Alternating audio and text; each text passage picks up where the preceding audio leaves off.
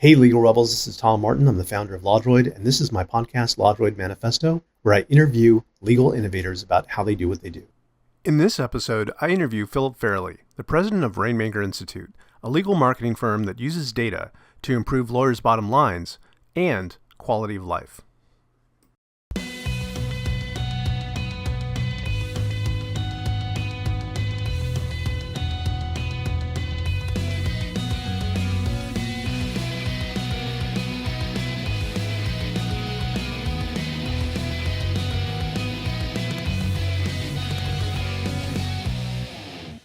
Hey there, welcome to the LawDroid Manifesto podcast. I'm Tom Martin, your host, and I'm really excited today that I have as my guest Philip Fairley, who is the president of the Rainmaker Institute, which is a data-driven marketing firm for small to medium law firms. And without further ado, Phil? Thanks, Tom. I really appreciate being on here. I was excited to meet it, and I remember speaking with you on our first time about some cool things that you're doing in your technology and your business mind. And so I was like, that's when kind of the start of our relationship.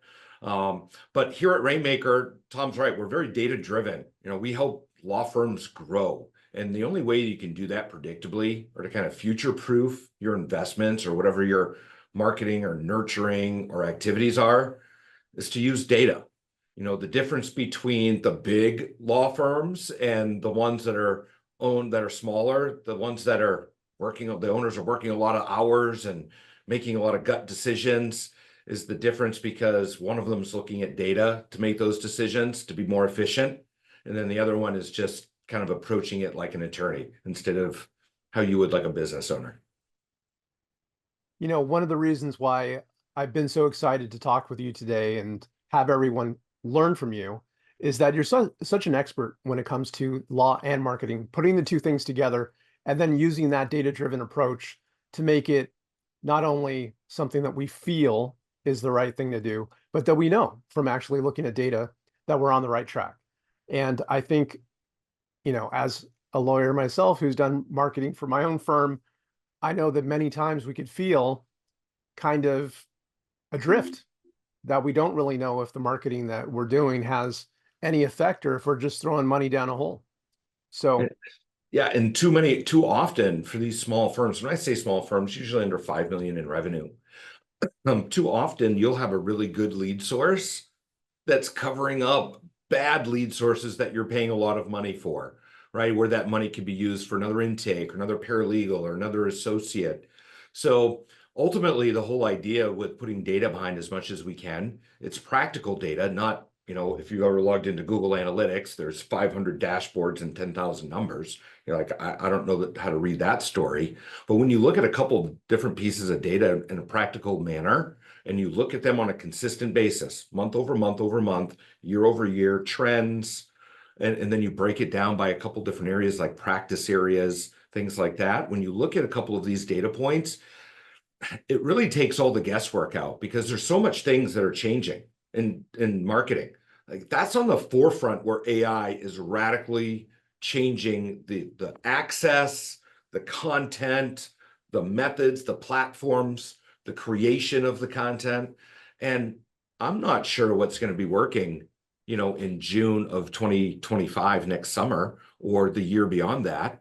But what you can be sure of is watching the data, watching the trends, see what's going up, see what's working, what's resonating, and then kind of fail fast.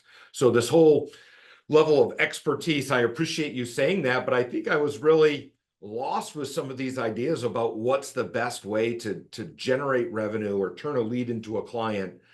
And then looking at the numbers, it really tells a pretty distinct and easy story if you know how to interpret it. And that was really the whole driver with this. Instead of looking at clicks and impressions, those are great. You talk to marketers, they're like, that's the golden ticket.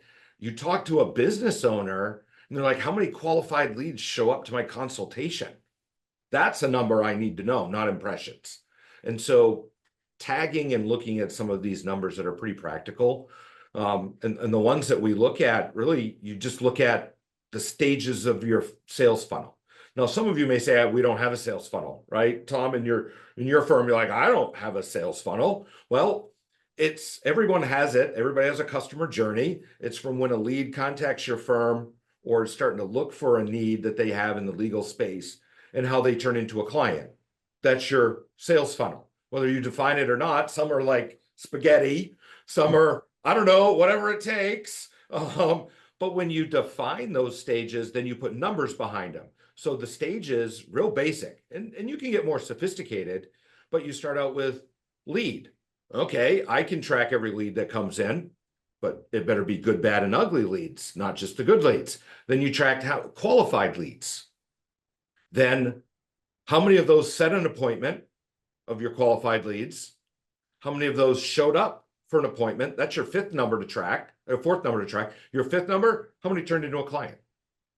By just tracking that, you now know what your appointment set rate is for your intake. You know what your close rates are for your attorneys. You know what your qualified leads are from Google local service ads if you're in the States, or another marketing campaign, or from a referral partner. By tracking 5 numbers and looking at them every single month, you're like, oh my goodness, why am I doing that still? I thought it was good, but it's not. But then you can also take that philosophy and apply that to your law firm operations too, like from time on desk, hours, results, things like that. And then tracking a couple of these numbers, it really starts to sing a song, and all you got to do is listen to it. Well, you anticipated where I was going, and I think that's all good stuff, and I definitely want to unpack that, because I think that's what sets you apart from a lot of other marketing, which is just kind of say and pray. Like, you just get it out there and you just pray that it gets you some good results. So I want to get into the backstory a little bit, understand your origin in terms of your educational background and also your technology background. I think that's something that maybe people don't appreciate or know about you as much. And so if you could share with us your story in terms of getting your MBA and then your early technology positions. It's a very unique journey. I think everybody has a unique story. This past Christmas and New Year's, I was able to bring my family back to where I grew up in Maine, and the day we left, I had breakfast with an elementary friend. Gotta love Facebook. And he looked at my teenage daughters and my wife, and he's like, "Your dad is so crazy. At the age of 9 years old, he said he wanted to be a judge on the Supreme Court." This was not prompting. I'm like, I had a very interesting attraction to certain things when I was young. And so I wanted to go to law school. And I went to undergrad, and I was political science, and that was really my driver. And then I fell into technology. I was, slinging drinks through college because that's what I had to do. Then somebody came in and said, "Hey, we've got this new technology, and it will run restaurants, and restaurants, and nobody knows technology, so we'll teach you." And this was in the mid 90s. And so that was starting my journey. I was like, "Hey, I'll stop law school for a minute," because they started just throwing money at anybody who was interested. And I just fell in love with it. And then I went into the financial world, and then I migrated into the legal space, working with the small business owners, like installing, this may date me, like needle servers, like their practice management in closets in like South Ohio. Like this was where we were starting, like using PC Anywhere and dial-up connections and fax server. Like that's where it started. And it was just intriguing to me how tech could affect business. And then I just got the bug. And so I started my own firm because, of course, like some of you listening here that have their own law firm, they're like, "I can do it better than my current boss or this guy or this gal over here." And then you understand there's a lot more to running a law firm or a business than actually doing that work that you're good at. That's called the technician, right? Not the owner. So with that, I started to get more involved with legal tech because it was just coming onto the scene. And law firms were really, really needy for these services. And it just kind of went and went through that whole iteration.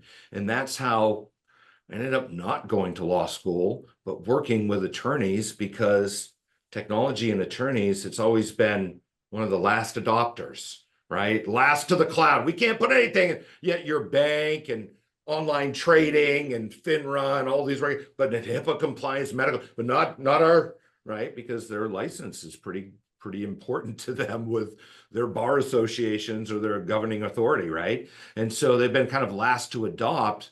but there is just so many things in law firms that are so prime, just like what you do, Tom. They're prime for technology or automation. So that's how I started out my career and came into tech, and then migrated into the legal space.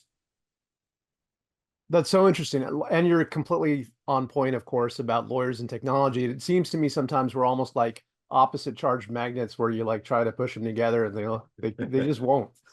Right, right. Yeah, go ahead. No, I was just going to say, I agree with you. And I see the hesitancy now, even for simple things that you can, repeatable tasks that you can replace in your firm. There's still a, but wait, right? All the while, the new attorneys that just sat for the bar and got their degree just opened their first law firm and built their firm with all that automation and tech in there. While some of the more established ones are like, it's going to hold off for a minute. See how this cloud thing plays out, or AI thing plays out. Yeah, it might be around for a while. Maybe a couple minutes. Before we move on from that, though, I do want to get into it a little bit more about the early positions. Like, so how, for example, did your business degree affect, like, how did you make that transition from that to working in tech positions? And then how, going from tech positions, did you come about transitioning to the legal tech part of it? Like, just a little bit more about that. Yeah, so my undergrad, and then I got to work after that. And then I married, wife, then kids, started my business, and then came to a shelf, like a ceiling in my business. Certain revenue, certain amount of employees. Didn't really know else how to break that. Never had the benefit of a mentor, because I was like, I can just do this myself. I don't need a mentor.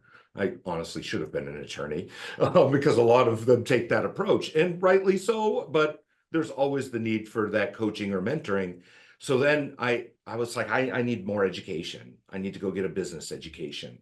And that's what took me to Northwestern to get that, because I thought this is one of the best universities in the world.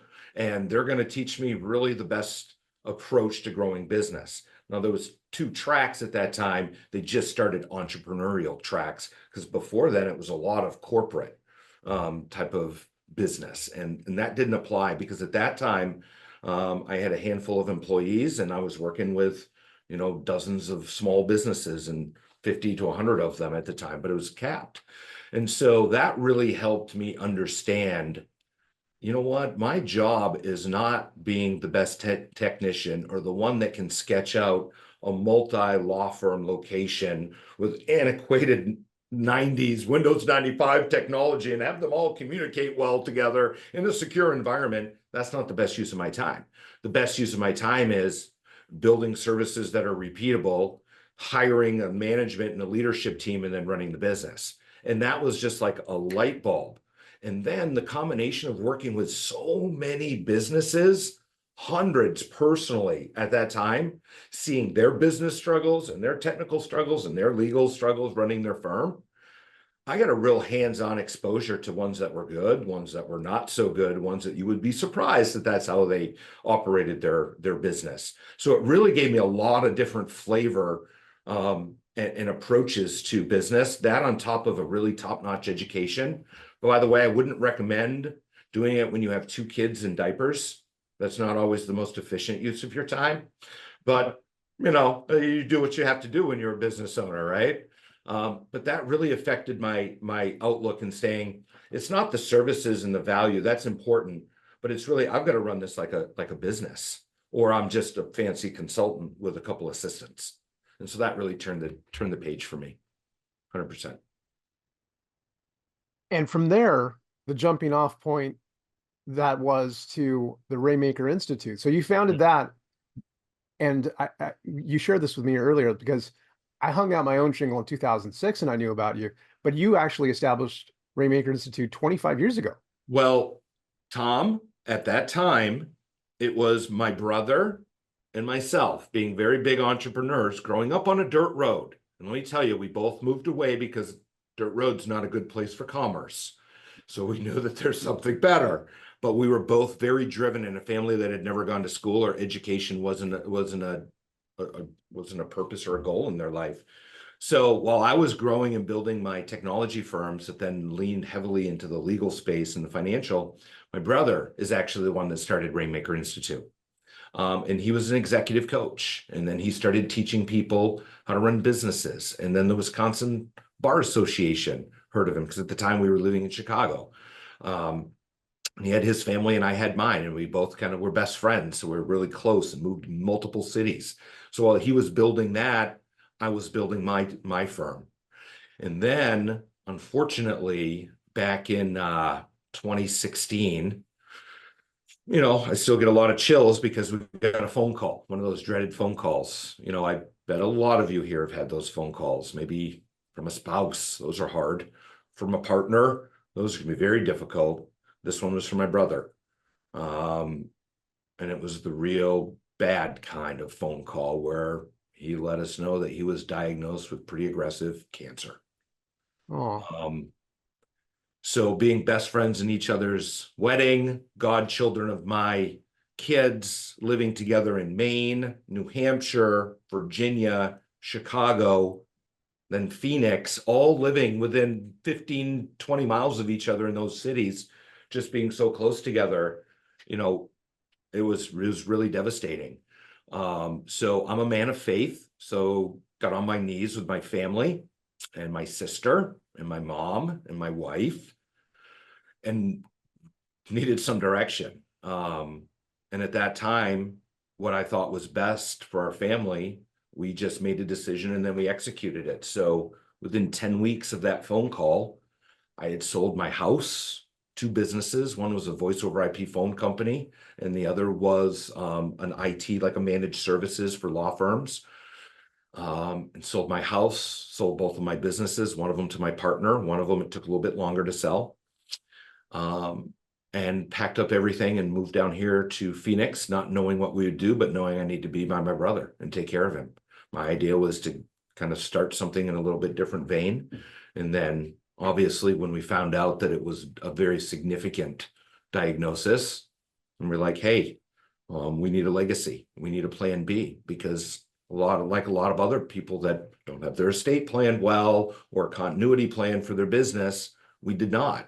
And so taking care of him, learning the business, thinking I was done with tech, Tom, but within 12 months of coming to Rainmaker, we had a new automated intake system and a BI tool that we developed.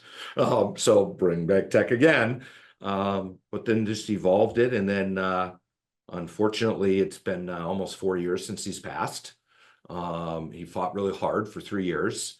And since that time, I love the opportunity to continue his legacy, because he was such a titan in this industry.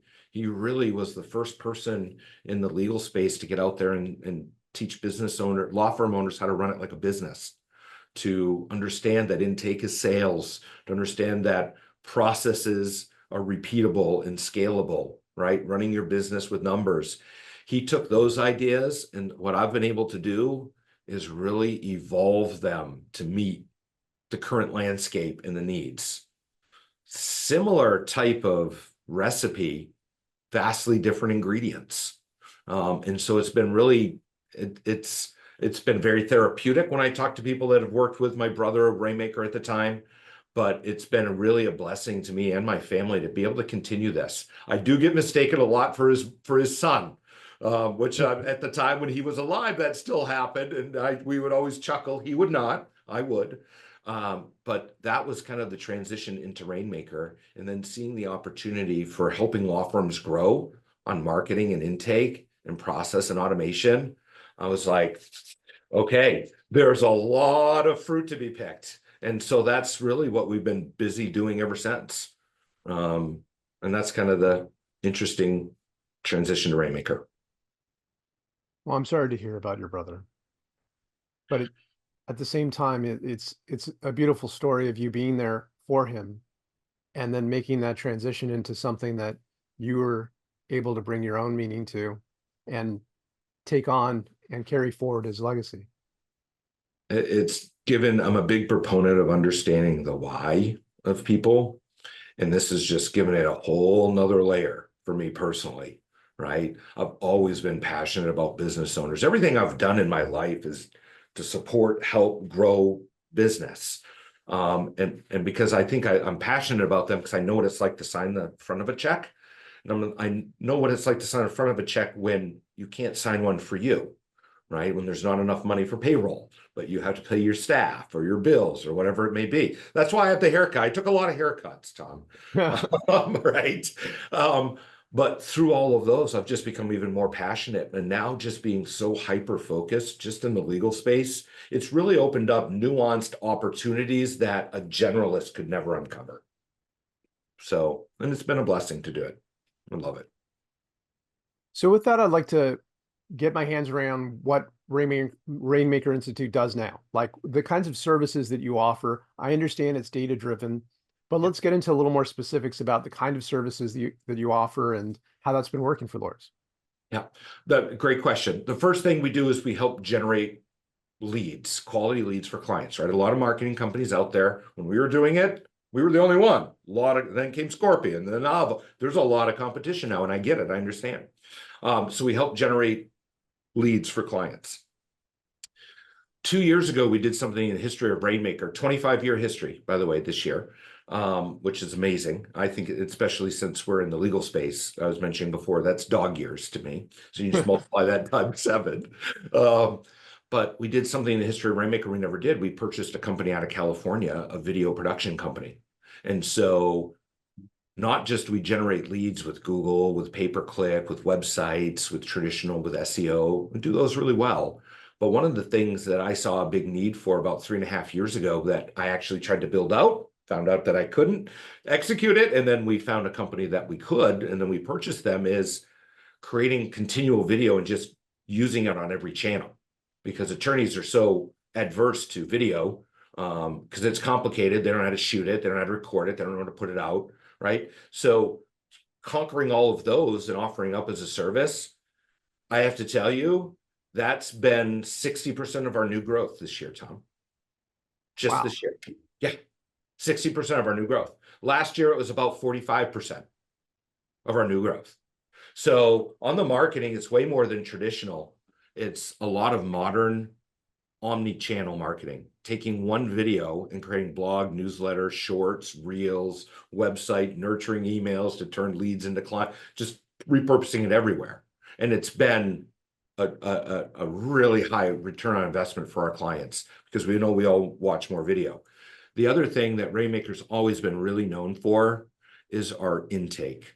Looking at intake as a sales process, taking intake and turning that into a money-making activity for a law firm instead of an afterthought that they put the grumpy person up front or the receptionist that answers the phone, right? Because we get our clients to understand that intake is in charge of your cash flow. It determines whether they set an appointment with you or someone else. I don't care how many billboards you have, how good your website is, how good your videos are.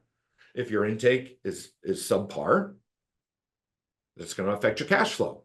And so we started that, Tom, because we were generating great leads and our clients would come to us and be like, these leads suck. We're going to fire you. We're like, okay, hold on for a second. We pull the covers back. And we're like, oh my gosh, I'll give you an example how times have not changed because we've been doing intake systems for 15 years. Just this past spring, we were working with a personal injury firm in South Florida, one of the most competitive, most expensive personal injuries, doing a highly competitive pay-per-click campaign with video retargeting. They spent about $17,000 and we got them over 90 leads from that spend. In South Florida, they were like, no, this is terrible. We didn't get one client from them. We pulled the covers back and not one of them were called the same day. Not one of those leads were actually touched more than once if they were touched at all. And some of them were fill out a form. Hey, I was hurt and I was in an accident. I need help. They're like, well, that's not a legitimate lead. So when our clients started telling us our leads are terrible, that's why so many marketing companies, Tom, in our space come and go.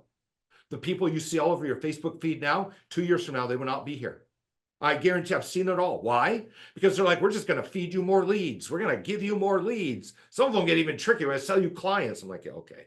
Why don't you sell them to your own firm, create your own firm and make your billion-dollar firm instead? Okay, I get you. But then we're like, what? It's not about the leads. It's about the clients. So what are you doing? And they're like, we need more leads. You got to double it. We need 180 leads. What are you doing with the leads you're already getting? So we just laid out, here's how you have to nurture and manage every single lead. Because not everyone's ready to buy. Not everyone's ready to move forward. Maybe they're just, whatever, they go home and think about it. They would stop marketing. We'd do the marketing to lead gen. And then when they would become a lead, they'd contact their firm, then they'd stop their marketing. And so we're like, well, your marketing just changes from lead generation to lead nurturing. So that's what our intake system does. That's what your intake should. It's marketing. It's just marketing to leads that haven't taken the next step in your stage in your funnel. And your marketing is to keep pushing them down, not talking guttural or the 4-letter word sell. I'm talking realistic. It's to help push them down to the next stage. Lead to qualified lead, to appointment set, to show up, to have the consultation, hire them at the consult or hire them after, each of these stages. Your marketing and your nurturing, your text, your email, your phone calls, your approach, it's just marketing to those leads, the most expensive leads you will ever get because they responded to your marketing, but yet you ignore them. And that's why we created that system. And that's just propelled into so many different areas. So we meet with our clients every month and help them interpret their numbers, because these numbers I was talking about, they change, right? What was working 6 months ago is not working right now, like Google LSA ads right now. And I don't know if this will be dated for this podcast episode, but right now, if you're not getting 1 to 2 new 5-star reviews on your Google business profile here in the States, then you're not getting any LSA calls anymore. And people were getting LSA calls for $20, $30, $40, $50 and getting clients for that. But all of a sudden they stopped working. Well, if you weren't looking at your numbers, you wouldn't know that, and you'd continue to spend. And then you got a new referral partner over here that just sent you 5 leads every month for the last 3 months. You're like, hey, my marketing's working. And like, well, hold on.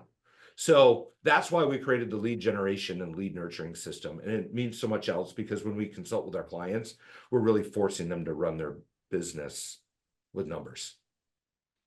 Wow. So it sounds to me like you're involved in the entire spectrum of client acquisition, from like the top of the funnel where you create video marketing, then you repurpose it for, content on the website, for sending out email marketing sequences, like all of that. And then on top of it, getting them to interact, schedule a call, following up with them, which is probably the most important part, reaching out quickly. Like, so your firm handles that entire. A to Z. And then we tie it all together in Rainalytics and meet with them every month to tell them what's working, what's not. Like your intake is only at like a 63% set rate. It needs to be at least 75 or 80%. So let's train them some more. Like your attorneys can't close. This marketing that you're paying a lot of money for stopped working. Like this is the process that you need to be changing. And those numbers fluctuate, right? And so that's what we have our whole team. They're either attorneys or have an MBA as well. They meet with our clients on a monthly basis and interpret their numbers from their marketing, from their intake, right? And so then when they become a client, we're like, okay, now it's your turn, attorney. Go to work, right? Now it's your turn. Okay, so the Rainalytics, just to be clear for the listeners here, now that's a component that goes on top of all of this that makes sense of the numbers, how many leads you're getting, what kind of conversion rate, and then working to make it better. Is that right? Yes, it's a data tool that's set up for 2 different types or 3 different types of people. We have some that are set up for the owner's dashboards. Here's what the owner's numbers need to be. Here's what the intake manager or the intake staff need to be. And if you have a marketing team or you use marketing vendor, here's how to hold your marketing accountable. So it doesn't just give your numbers, but we help hold your team accountable with the meetings. It's like, hey, this intake person, this attorney, this marketing, this lead source, whatever it may be, it just gives the numbers so you as the owner can see them whenever you want. Then when we meet on a monthly basis, we're interpreting those numbers, teaching you how to interpret them, forcing you to make decisions, employee decisions, good and bad. A lot of underperforming staff, we help hold accountable. We help train them, retrain them, and then we're like, you need to replace them. So we get real granular. So when you work with us, we're just helping you increase your revenue. And we have to we can help touch every part of that, because there's too many times in a law firm, especially in the small sub $2 million law firms, that those dots are not connected. And then your leads leak out and you're like, well, I've been stuck at this revenue for the last 10 years and I'm probably going to be here.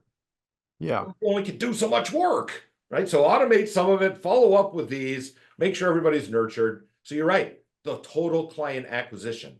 Just because over time we started with one area, Tom, and we just saw the need and then just responded to the client's needs and started getting to work and building out solutions for it, solve it.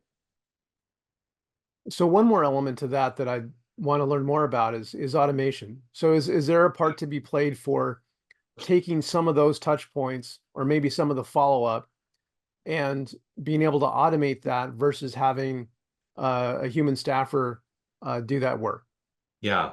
If you're getting more than 10 or 15 or 20 leads a month, you have to look at automation. And here's how you start with automation. You look at something that's repeatable or something that a computer can do or send or post or whatever. And then you're not right away going to know how to do that. And then you spend the next 2 or 3 months and you go figure out how to automate that. You go talk to an expert, you go find a software, you go talk to, right? You just figure it out. And then you're like, okay, that's done. Then you go to your next biggest opportunity.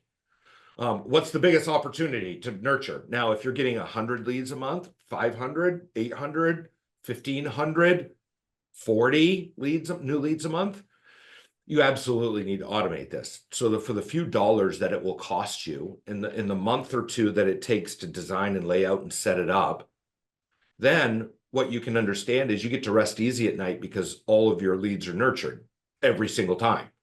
So what you do is, well, this is how we do it with our clients. A little onboarding here. We break down every practice area. What are all your areas you serve? And then what's every potential touch point with a lead before they become a client? They can even show up to the consultation and be unqualified. They can start here. They can stop, like everything, every consequence, every touch point. And then what we do is we create a drip campaign for that. So 8 to 10 emails. Somebody doesn't show. Your office is like, if they don't show for the appointment, we don't want them. Others are like, yeah, we want to nurture them. Okay. So we create 8 to 6 content messages, 2 or 3 text messages. And then in our system, those go out automatically when they're like, hey, they didn't show or they didn't set an appointment or whatever their stage may be. And then tasks pop up for your intake people to call. So it automates the whole process. No more sticky notes, no more, do I need to call Jane Doe because I can't remember. They come in the morning, here's their list of tasks, the things to do that happened from the day before, and the system's sending out all of these emails because if, let's just say you have 100 leads a month, then 80 of those are qualified, 60 of those set appointments. You've got 80 to 60 people that you humanly will not be able to follow the track and the stage and give them the right message at the right time. So you mind map it all out before, put it into a system, and then just use it and let technology be the leverage, because it will be like a full-time employee that doesn't ask for a raise and doesn't take a vacation. Like always works. Like you want a couple of those at least. Yeah, the more help, the better, even if it is, artificial. Mm-hmm. But I agree with you that I think that many times the conversation, the narrative about this is kind of framed about losing jobs versus, not using AI or automation. And I think it's not that simple. Basically, we need to look at not a job per se, but there's certain tasks that all of us do within our jobs that, it's not brain surgery for some of the tasks. And we don't enjoy really doing them because some of them are route, kind of things. And if something else like automation could take care of that, and we could focus on actually having that relationship with the client, finding out if they should be a client, feeling that out, that part, okay, it makes sense for a person to be involved in that, and you'd want to be. So I'm totally on board with your approach. That sounds great. Well, because now you as a firm can help more people. You can take care of your family better. You can employ your staff at the wage they probably deserve. Everybody's not working 90 hours a week, and it's not like, the movie Wall Street with Michael Douglas, like the sales sweat pit, right? It's not a miserable place that people don't want to be. You automate this, and really what you're doing is you're giving better service to your clients, but actually it's the service they expect because they buy from Amazon and watch Netflix. And law firms are so far removed from making any type of transaction smooth, buying process or communication. The firms that have figured that out are the ones that are on a rocket ship growth. right? Make it easy to hire you.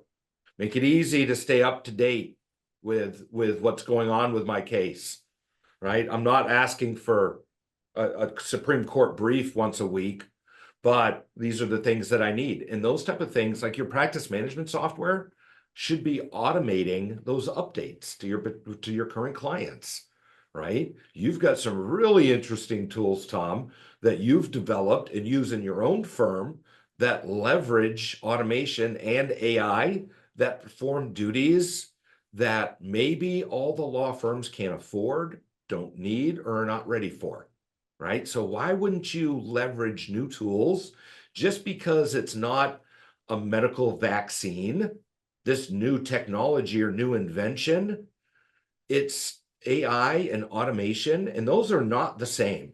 Those are different, right? We've been doing automation for 25 years. AI has not been around. You were probably one of the first adopters of AI, Tom. But how long have you been working in it?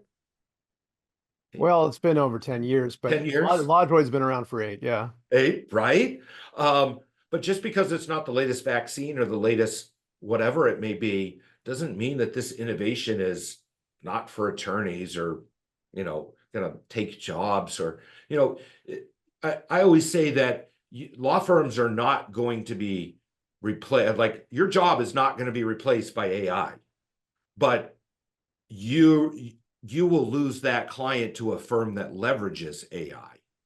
They'll be cheaper, faster, quicker, and better experience. If you don't want any of that, you know what? I still think down at the Santan Mall here in outside of Scottsdale where I'm at, I think there's a shoe cobbler there, Tom. I don't know if there's any buggy whip makers, but I do have gotten a couple pair of shoes redone. There's a place for that type of a law firm in our culture and economy, but it depends on what you want to do. So just leverage the tools that are around you. Do not be scared of them.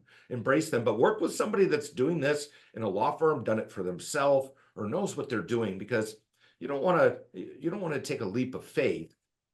You want to take calculated, approaches to things and try things out in small pieces, because if you don't, I have to tell you, you're welcome to being that shoe cobbler of the law firms, because it's coming fast. Yeah, there is a place for the artisanal approach, but it's getting less Artisanal. and less and less, it's just that, like the vast majority of clients are going to get the benefit of people that are more accessible and get the job done more quickly. And if they can get that at a lower price point, they're going to go towards that. It's just like water. It's going to go towards the least resistance. And I love that about what you're doing. The fact that it's the whole package is amazing. I do have a question for you about AI, because it's, Yeah. all anybody ever talks about right now. But are you currently using it in the services you provide? Are you dabbling in it? Have you experimented with it? Or just like, how do you think it might be useful?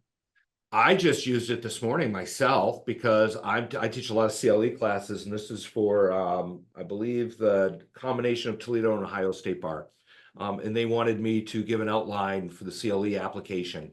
So I just threw my notes from my presentation in there and said, write this as an outline for submission to a bar for CLE credits.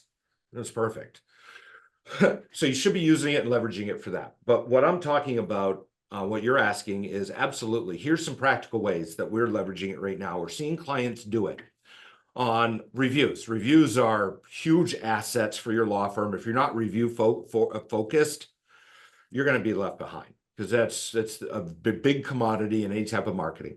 So reviews, everyone should be responded to. Negative reviews, respond to. Positive reviews, respond to. Why? Because other people will leave more reviews and they say, hey, this law firm is active. We have AI generative responses, so they're not all, hey, thank you, glad you're a client. Hey, thanks a lot, right? It's like, hey, pull out something interesting. So we give suggestive chats for those, and you can have them auto posted or review them before, which we highly recommend, but it's just an easy way to do that.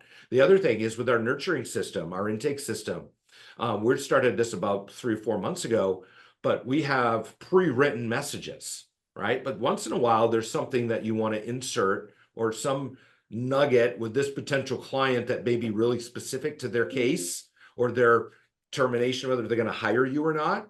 So now in our intake system, it's like, hey, you can use our pre-filled, already approved, all perfectly written with videos and links and everything, this nurturing.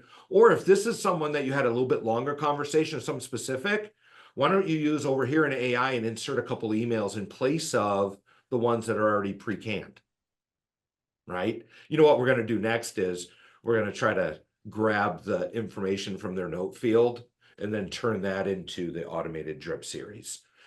That's coming soon, I think. But that's a pretty interesting way for nurturing. It's ideation. It's not putting a blog post on your web for SEO, because that's not good. Another way that we help a lot of our clients create a lot of video, a lot of content, 2, 3, 4 pieces every month. Usually takes them about an hour with our process, an hour and a half at the most.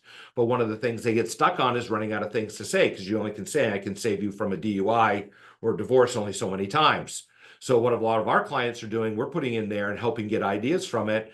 But a lot of pop culture attorneys react to, you know what, all of our family attorneys right now, I know not all of them, but I bet I know a couple, I bet there's a bunch that are writing about Jen Benifer, right? Right? Is it Ben Affleck and J-Lo, right? Yeah. Divorced for the 17th time, I think.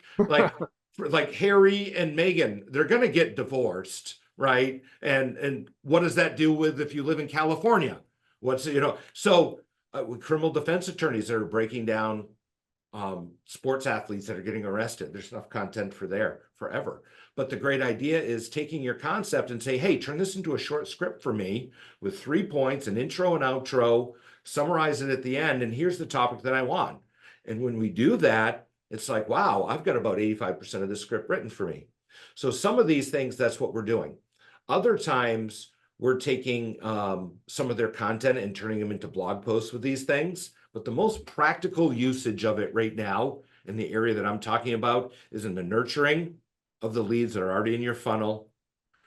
Content, not ideas, but assistance in creating content better. But what I like about some of the things that you've done on a practical basis, I'd love to ask you that question, because on our side, remember, we deal with the client acquisition. So AI is on the front of marketing. Our questions are, now if everybody can create content like this, what does that do for the good content that we created? Now, if there's content everywhere, then there's just too much. Same with AI with video. If they don't figure out a way to be able to tag these, we're gonna have to learn different ways to market, because it's such a crowded field. When you type in create a video with this, boom, boom, boom, boom, there you go. It's close to that already. Yeah. Right? There's a couple companies that are doing it real close. By the time this probably launches, they'll probably be ready, right? But it's coming at you fast. So use things to enhance what you're currently doing. Stick to the business of lead generation, nurturing your leads, serving your clients, and then figuring out what you can automate. And when you start doing automation, then that's an easy way for AI to poke into.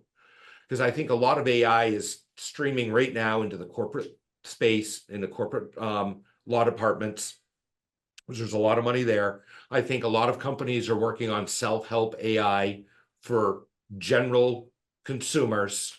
And I think the law firms that are dealing with businesses and people right now, I think they're way behind on looking to what it can do and to leverage it. That's kind of my opinion of AI right now.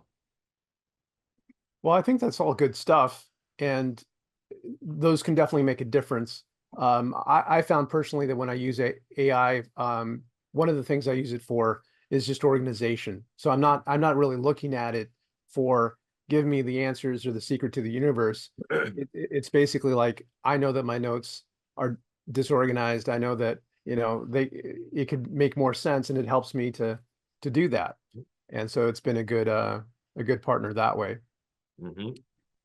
But I would like to know, for the benefit of the lawyers that are tuning in, maybe you could share like a couple of common mistakes that they're making, a couple of common marketing mistakes that will probably ring a bell for them, and what your take on it is. Yeah, those are really easy to come up with, because a lot of them haven't changed in many years, Maybe the ingredients or the platform's different, right? The first is making it all about you. There's this great attorney here in the Phoenix area, and I watch a lot of YouTube TV. I see him pop up. Hey, if you're considering a divorce or child custody or support, hello, my name is John. I will not fill it in because I've emailed him and said, please let me help you make these better because he's got a big budget. He's made it all about him. Hey, if you need X, Y, Z, A, B, C, I can do that for you. Just stop making all your marketing, turn it into a question that pokes a pain that your potential clients see every day. And those pains are what they ask you on intake or at the console. You know what their pains are. So don't stop making it about you. I have to tell you, if you're under a $5 million firm, probably stop investing in SEO. It's just there's not much room for it anymore. There's some spaces, this is very controversial. We have an SEO department and they do really good work and they make the phone ring. But the amount of competition, and now with the release of Google Gemini, which not many of you guys know what that is, but it's when you go now search in Google, they give you the answer without sending you to any site. And now they're giving you, I made a video about this, about what's your journey going to look like. And I don't want to get off on this topic, but what's your journey going to look like for SEO, AI, and pre-AI? Currently, without AI, you'd be like, okay, I'm in California, high net worth. I need to get a divorce. Okay. Oh, this is a no fault state. Okay, what is that? No, another web search, no fault state. Okay, so what's child support? I got 3 kids. Okay, what's the child support with 3 kids? Another search, right? So now, and then you got 3 more, and then you refine and refine and refine, and some of those articles are from law firms, and then you go click on another one, and you don't remember, right? And then they come up with their answer, and then they go look for a law firm. Normally, back in the day, what would be the best thing, and still working well, write an article about what they would be searching for, and then make it at the end, give them an invite to contact your firm, right? But now if they're using Google, all of that is in there. It's all answered. And now what Google AI is doing, it's actually suggesting, hey, you should be thinking about these other things. I don't know if you've seen that, Tom. Mm-hmm. And then here's another search or a question if you want to get more details. All so they can stay within that Google Gemini AI box. So now you got local service ads, you got pay-per-click at the top, you got it at the bottom, you got it in the middle, you got YouTube videos that are showing up on the first page because Google owns YouTube, right? And then where's your SEO set? And how many times have you scrolled to the second page? If you're under $5 million firm, there's a lot easier opportunity for you than invest. You have to have basic, but don't be putting big budgets behind it. The other thing is, if you're not using video, you're going to be seen as old-fashioned, right? And there's easy ways you can create video. There's different ways you can create video. And if you're afraid, if you think you look stupid or silly, right? One, get over it or get somebody else in your firm to do it. But it really is the modern way of marketing. And when you create videos, it's like billboards that you can place everywhere for little to no cost. And if you take long form, like YouTube videos that are 5 to 8 minutes, and then you can slice them up into 4 or 5 short forms. So you don't have to create just short forms, right? And then you distribute them everywhere. So use video and then stop using single-use marketing. That's another tip. I hate, I'm an environmentalist, but it's not my passion or my drive or my call. I think I'm pretty approachable with this, and it's important in my life. But I hate single-use straws, but I hate paper straws. The whole analogy is I hate single-use marketing. I'm so frustrated. You only have so much time as an attorney. You only have so much work with your vendor or your marketing team, and you're creating shorts. Then you're creating a newsletter, and then you're creating a blog. Why don't you just create one video on the topic, regurgitate that for your blog, your newsletter, your shorts, your post, your reel, and then put it up on YouTube, put it on your website, and you do 2 of them a month, and you've got all your organic marketing taken care of. Simple. Just make it easy on yourself, right? Those are some of the biggest ones I'm seeing right now. If you ask me in 6 months, there'll probably be a couple new ones, but some of them won't have changed. But answer the damn phone on the first ring, and you'll just sign up more clients. If you don't even want to market, just answer the phone. It works. Absolutely excellent advice. I totally agree with it. And I wish that more lawyers did too.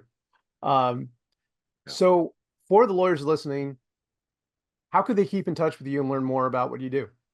Yeah, well, we've got rainmakerretreat.com is a great place to start with us. That's our event that we really have been running for the last 15 years. And that's the business education that you didn't get in law school. It's a 3-day event. That's a great place to stay in touch with us.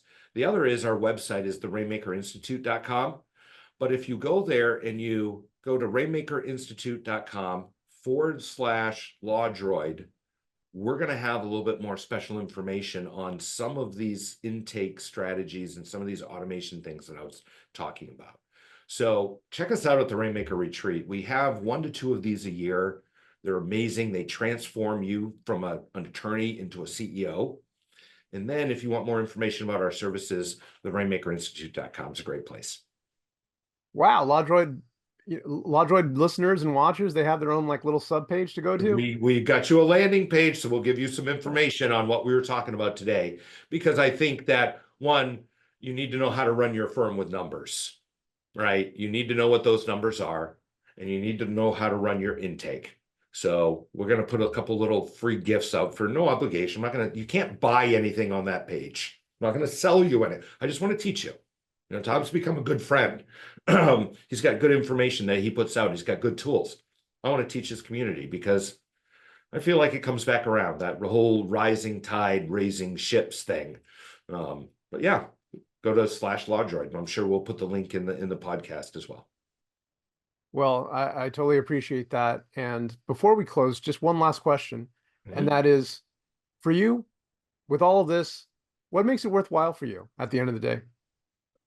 You know what? Being a business owner is a lot more fun than most people know, but being a business owner is a lot more hard than people know. My work-life balance did not become balanced until I made it become balanced. And I did that with getting a leadership team and then turning myself into 4-day work weeks. Now I'm working on 3.5-day work weeks.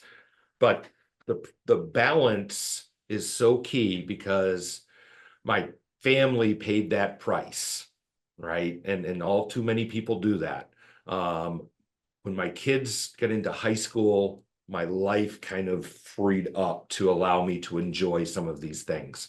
So being the owner of Rainmaker, it's afforded us vacations and travel and experiences that we never would have been able to have before.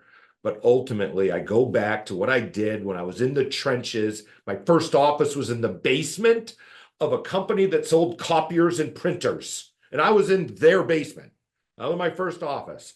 Ever since then, I've been grinding for the business owner because I was a business owner and I knew how difficult it was. So that's really my why. I love that I can spend time with my family. I love it. Because I'll go to these shows and the attorneys will come back and they'll give you hugs and you've changed their life and you've given them direction. And that's a pretty neat place to be. That certainly makes it worthwhile. And it was worthwhile speaking with you and getting to share this time. So I really appreciate it. Thank you, Phil. This has been great. Thank you, Tom. Appreciate it. And thank all of you for watching and tuning in to the LawDroid Manifesto podcast. See you next time. Thank you so much for watching the latest episode of the LawDroid Manifesto podcast. To keep in the loop about upcoming episodes, please subscribe to LawDroid Manifesto and you'll get notified. Thanks for watching. See you next time.